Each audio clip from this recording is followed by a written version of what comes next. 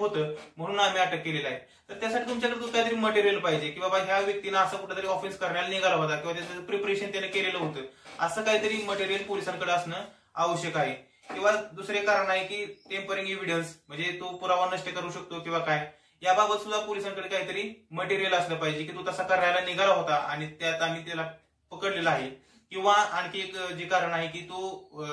इंड्युसिंग किंवा थ्रेटन त्या साक्षीदारांना जर समजा तो त्रास देत असेल किंवा दबाव आणत असेल तर अशा वेळी सुद्धा अटक करण्याचं जे कारण नमूद केलं असेल त्यांनी, तर कुठल्या तरी एका साक्षीदाराचा तसा पोलीस स्टेशनला पोलीस डायरीमध्ये तसा जबाब असला पाहिजे की अमुक अमुक या व्यक्तीने गुन्हा जो केला होता तो मला घरी येऊन परत धमकावत आहे की तू केस माघारी घे, तुझं बघून घेईन, असा काहीतरी जबाब, असं काहीतरी मटेरियल पोलिसांकडे